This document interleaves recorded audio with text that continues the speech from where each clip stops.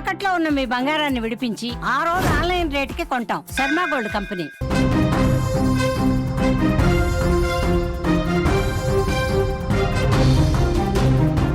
Breaking news చూస్తున్నాం. ప్రపంచం మొత్తం ఒకవైపు నడుస్తుంటే చైనా మాత్రం మరోవైపు నడుస్తున్నట్లుగా కనిపిస్తుంది. పిచ్చి ప్రయోగాలు చేసుకుంటూ మానవాళి మనుగడనే ప్రశ్నార్థకంగా మార్చేస్తుంది. ప్రపంచ దేశాలపై ఆధిపత్యాన్ని చాటుకునేందుకు చైనా అనేక కుట్రలు కుతంత్రాలు పన్నుతోంది. మరో డేంజరస్ వైరస్ స్మగ్లింగ్ చేస్తూ పట్టుబడింది. అమెరికాలోని మిచిగాన్ విశ్వవిద్యాలయంలో పనిచేస్తున్న చైనా పరిశోధకులను అక్కడి అధికారులు అరెస్టు చేసినట్లుగా తెలుస్తోంది. వీరిద్దరూ అత్యంత ప్రమాదకరమైన ఫంగస్ ని స్మగ్లింగ్ చేసేందుకు ప్రయత్నిస్తూ ఉండగా FBI డైరెక్టర్ అరెస్టు చేసినట్లుగా ఎక్స్ ఖాతాలో మనకి పోస్ట్ చేయడం కూడా జరిగింది. మిచిగాన్ విశ్వవిద్యాలయంలో పనిచేస్తున్న చైనా పరిశోధకులు ఫ్యూజేరియం గ్రామినారం పేరుగల డేంజరస్ ఫంగస్ ని అక్రమంగా రవాణా చేస్తున్నారనే ఆరోపణలతో వారిని అదుపులోకి తీసుకున్నట్లుగా కూడా మనకి సమాచారం అందుతోంది. అమెరికాలోని వ్యవసాయాన్ని నాశనం చేసేందుకు ప్రమాదకరమైన బయోలాజికల్ స్మగ్లింగ్ చేస్తూ పట్టుబడ్డారని FBI డైరెక్టర్ తెలిపారు. ఇది మొక్కజొన్న, వరి, గోధుమలు, బార్లీ వంటి పంటలనైతే నాశనం చేస్తుందని చెప్తున్నారు. అలాగే మనుషులు, జంతువుల ఆరోగ్యాన్ని నాశనం చేస్తుందని కూడా అమెరికా అధికారులు ఇప్పటికే వెల్లడించడం జరిగింది. ఇక ఇదే అంశానికి సంబంధించి మరింత సమాచారాన్ని మా న్యూస్ రూమ్ నుంచి మా న్యూస్ ఎడిటర్ తిరుమల అందించే ప్రయత్నం చేస్తారు.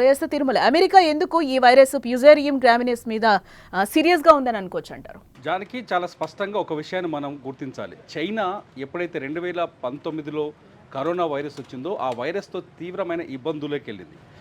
ఈ వైరస్ వ్యూహాన్లోని వైరాలజీ ల్యాబ్ నుంచి బయటకు రిలీజ్ అయిందని, ఈ వైరస్ మానవ కల్పితమని చాలా ఆరోపణలు ఉన్నాయి చైనా పైన. గతంలో WHO బృందం ఒకటి చైనాకి వెళ్ళి విజిట్ చేసినప్పటికీ కూడా ఆ విజిట్కి సంబంధించిన రిపోర్ట్ ఇంతవరకు రాలేదు. అది పూర్తి స్థాయిలో మిస్టరీగానే మిగిలింది. అసలు కరోనా వైరస్ పుట్టిందా, పుట్టించారా, మనిషి కల్పితం అనేది ఇంతవరకు స్పష్టత రాలేదు. అదే కరోనా వైరస్ ఇప్పుడు కూడా మన భారతదేశాన్ని భయపెడుతోంది. అమెరికాలో మరణాలకు కారణమవుతోంది. అట్లాగే థాయిలాండ్, మలేషియా వంటి దేశాల్లో ఇంకా విజృంభణ ఉంది. రకరకాల మార్పులు చెందుతూ వస్తుంది. ఈ కరోనా వైరస్ని కంట్రోల్ చేయడానికి పూర్తి స్థాయిలో ఇప్పటివరకు ఎటువంటి మందులు రాలేదు. ఏదో వ్యాక్సిన్ వేసుకొని ఇమ్యూనిటీని పెంచుకోవడం తప్ప, ఆ వైరస్తో ఫైట్ చేయడం తప్ప దాన్ని కంట్రోల్ చేసే పరిస్థితి లేదు. అంటే ఇదొక బయో వెపన్, చైనా తయారు చేసిన బయో వెపన్ పొరపాటున పైకి లీక్ అయ్యి ప్రజల్లోకి వచ్చి ప్రపంచం మొత్తాన్ని సర్వనాశనం చేసింది అనేది మొదటి నుంచి చైనా మీద ఉన్న ఆరోపణ. సేమ్ థింగ్ ఇప్పుడు అమెరికాలో కూడా జరిగింది. ఏదైతే ఫ్యూజేరియం గ్రామినారం అనే వైరస్, చిన్న చిన్న పురుగులు ఉన్నాయి, మీరు ఒకసారి అబ్జర్వ్ చేయొచ్చు. చిన్న చిన్న పురుగుల్ని ప్యాకెట్లలో తీసుకొని వస్తున్నారు. వీళ్ళు చైనాకు సంబంధించిన ఇద్దరు సైంటిస్టులు, జియాన్ అనే ఆవిడ లేడీ, జూన్ యాంగ్ ఆమె ప్రియుడు, వీళ్ళిద్దరూ కలిసి డెట్రాయిట్ ఎయిర్పోర్ట్లో వీళ్ళని FBI చేజ్ చేసి పట్టుకుంది. వీళ్ళు ఏం చేస్తున్నారంటే ఆ వైరస్ని, ఆ ఫంగస్ని తీసుకొచ్చి అమెరికాలో ఉన్న వ్యవసాయ పంటలపైన ప్రయోగిస్తే ఆ ఫంగస్ పూర్తి స్థాయిలో గోధుమ, వరి, మొక్కజొన్న, బార్లీ వంటి పంటల్ని సర్వనాశనం చేస్తుంది. ఈ ఫంగస్ను నిరోధించడానికి ఫెర్టిలైజర్స్ పనిచేయవు. ఆ ఫెర్టిలైజర్ పనిచేయాలన్నా మళ్ళీ చైనా మీద ఆధారపడాల్సి వస్తుంది. ఇది పూర్తి స్థాయిలో రెండో బయో వెపన్గా భావిస్తోంది అమెరికా. కేవలం ఇది వరి పంటలకే కాదు, పంట పొలాలే కాదు, ఆ పంటల ద్వారా వచ్చి తినడం వల్ల ప్రజలు కూడా సర్వనాశనం అయ్యే అవకాశం ఉంది. చైనా మొదటి నుంచి చైనా పైన ఒక ఆరోపణ ఉంది. బలమైన ఆర్థిక శక్తిగా ఎదగడం కోసం ఇతర దేశాల్ని, ప్రపంచ దేశాన్ని బలహీనపరచాలి ఆర్థికంగా అని చెప్పేసి బయో వెపన్స్ను వినియోగిస్తుంది చైనా అని మొదటి నుంచి ఆరోపణలు ఉన్నాయి. చైనా దీనిపైన ఇంతవరకు స్పందించట్లేదు. ఆ అరెస్టు పైన కూడా స్పందించట్లేదు. ఇద్దరు చైనీస్ శాస్త్రవేత్తలు, వీరు మిచిగాన్ యూనివర్సిటీలో ఉన్నారు, మిచిగాన్ యూనివర్సిటీలో చదువుతున్నారు. మిచిగాన్ యూనివర్సిటీ ఆ వంక పెట్టుకునే వీళ్ళు డెట్రాయిట్ ఎయిర్పోర్ట్లో దొరికారు. చైనా నుంచి ఈ ఫంగస్ని దిగుమతి చేసుకొని, అంటే చైనా నుంచి తీసుకొచ్చి అమెరికాలో దీన్ని రిలీజ్ చేసే ప్రయత్నం చేస్తున్నట్టుగా FBIకి సమాచారం అందడంతో వీళ్ళని అదుపులోకి తీసుకున్నారు. ఒకసారి మనం చరిత్రలోకి వెళ్ళి చూస్తే, చైనా చరిత్రలోకి వెళ్ళి చూస్తే 2019లో వచ్చిన కోవిడ్ దాదాపు ప్రపంచవ్యాప్తంగా 70 లక్షల మంది ప్రాణాలు బలి తీసుకుంది. కోట్లాది మంది జీవితాన్ని నాశనం చేసింది. అనేక దేశాల ఆర్థిక వ్యవస్థల్ని చిన్నాభిన్నం చేసింది. అనుకున్నట్టుగానే చైనా లక్ష్యాన్ని చేరింది. ఈ ప్రపంచ దేశాల ఆర్థిక వ్యవస్థను దెబ్బతీయడానికి అనే ఒక చర్చ ప్రపంచవ్యాప్తంగా ఉంది. ఈ COVID-19 మనిషి కల్పితమే. చైనా వ్యూహాన్లో ఉన్న వైరాలజీ ల్యాబ్ నుంచి ఈ వైరస్ని రిలీజ్ చేశారని ఓ చర్చ ఉంది. దీనిపైన ఆరోపణలు ఉన్నాయి. దీని చుట్టూ కొంత అనుమానాస్పద కథనాలు కూడా ఉన్నాయి. COVID-19 సంబంధించిన పరిశోధనలు చేస్తున్న 5 మంది శాస్త్రవేత్తలు ఇంతవరకు హత్యకు గురయ్యారని ఒక చర్చ ఉంది. వాళ్ళు ఇంతవరకు అనుమానాస్పద స్థితిలో చనిపోయి ఉన్నారు. వాళ్ళ మరణానికి సంబంధించిన విషయాలు ఇంతవరకు బయటకు రాలేదు. WHO కూడా ఆ దశలో WHO కూడా చైనాకే మద్దతు ఇచ్చింది. WHO కూడా చైనాకే అనుకూలమైన ప్రకటన చేసే ప్రయత్నం చేసిందన్నారు. గతంలో 2019లో కోవిడ్ వచ్చినప్పుడు అమెరికా అధ్యక్షుడిగా డొనాల్డ్ ట్రంప్ ఉన్నాడు. డొనాల్డ్ ట్రంప్ చాలా బాహాటంగానే చైనా పైన ఆరోపణలు చేశారు. చైనా అనేది ఒక పిచ్చి దేశం, చైనా బయో వెపన్స్ తయారు చేస్తుంది, ప్రపంచాన్ని నాశనం చేయడానికి ట్రై చేస్తుందని. కరోనా వైరస్ని డొనాల్డ్ ట్రంప్ చాలా స్పష్టంగా చైనా వైరస్ అని పిలిచాడు. చైనా వైరస్ అని పిలవడం వల్ల తీవ్రమైన అభ్యంతరం వ్యక్తం చేసింది.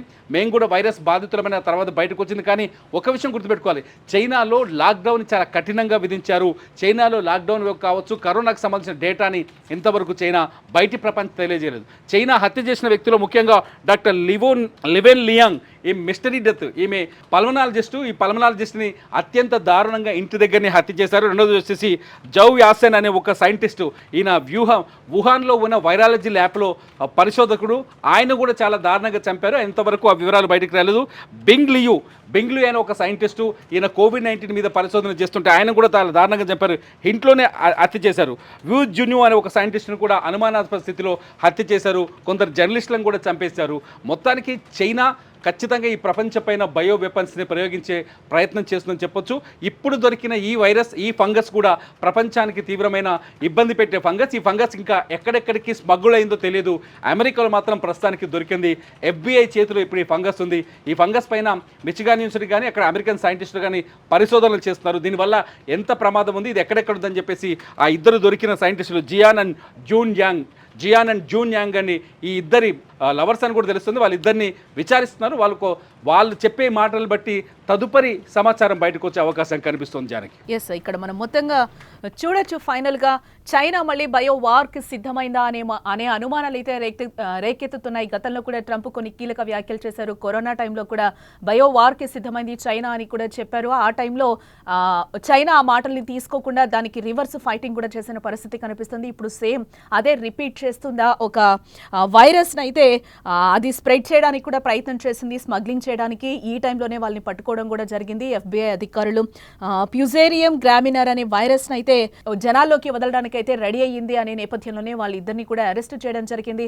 ఆ యూనివర్సిటీలో కూడా వీళ్ళిద్దరికి ఎటువంటి అఫీషియల్ పర్మిషన్స్ లేకుండా కూడా వాళ్ళు లోపలికి వెళ్ళినట్లుగా కూడా తెలుస్తోంది. గతంలో ఇదే యూనివర్సిటీలో పనిచేసి ప్రస్తుతం చైనా వర్సిటీలో విధులు నిర్వహిస్తున్న ఆమె ప్రియుడు జున్యోంగ్ లియూపై కూడా కుట్ర, మోసం, తప్పుడు స్టేట్మెంట్లు ఇవ్వడం లాంటి అభియోగాల కింద కూడా అరెస్టు చేశామని కూడా అధికారులు చెప్తున్న పరిస్థితి కనిపిస్తుంది.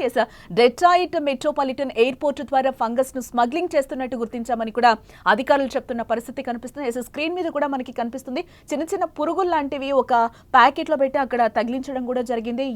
దీంట్లోనే ఆ వైరస్ ఉన్నట్లుగా కూడా మనకి తెలుస్తోంది క్లియర్ గా. చైనా నుంచి అక్రమంగా రవాణా చేయడానికి ఈ ఫంగస్ కు అనుమతి లేదని కూడా అంటున్నారు. అయినా కూడా వీరు అక్రమంగా స్మగ్లింగ్ చేసి తమ ఆర్థిక వ్యవస్థను దెబ్బతీసే కుట్ర పన్నుతుందని FBI డైరెక్టర్ కశ్యప్ పటేల్ అంటున్నారు. ఇదంతా అమెరికా ప్రాబల్యాన్ని తగ్గించేందుకు చైనా కమ్యూనిస్టు పార్టీలు పెద్దలు చేస్తున్న కుట్రలా అనిపిస్తుందని కూడా కశ్యప్ సంచలన ఆరోపణలు చేసిన విషయం ఇక్కడ మనకి కనిపిస్తుంది. మనిషి విజ్ఞానం 10 మందికి పనికొచ్చే విధంగా వాడుకోవాలి, కానీ ఎందుకో భిన్నంగా చైనా మానవాళిని నాశనం చేయడానికి వికృతమైన ప్రయోగాలు చేస్తూ డేంజర్ బెల్స్ నే మోగిస్తోంది. అమెరికా ఆహార భద్రతతో పాటు అక్కడి ప్రజల ప్రాణాలకు ప్రమాదం పొంచి ఉందని యుఎస్ ఆందోళన వ్యక్తం చేస్తున్న పరిస్థితి కనిపిస్తుంది. ఈ నేపథ్యంలోనే ట్రంప్ కూడా కొన్ని కీలక వ్యాఖ్యలు చేశారు. ప్రపంచవ్యాప్తంగా ఇప్పటికే బయో వార్ గురించి విస్తృతంగా చర్చలు సాగుతున్నాయి. అమెరికానే కాదు, ఇండియాపై కూడా ఇలాంటి దాడులకు చైనా కుట్రలు పన్నే అవకాశాలు ఎక్కువగా ఉన్నాయని కొందరు నిపుణులు కూడా హెచ్చరిస్తున్న పరిస్థితి కనిపిస్తుంది. మరిన్ని అప్డేట్స్ కోసం చూస్తూనే ఉండండి సుమన్ టీవీ.